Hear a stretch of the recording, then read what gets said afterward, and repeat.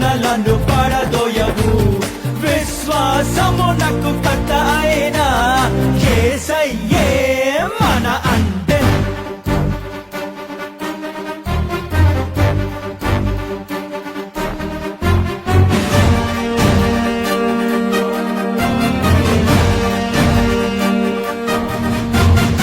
ఎరుగో గోడలు ముందున్నా, ఎర్ర సముద్రము ఎదురైనా.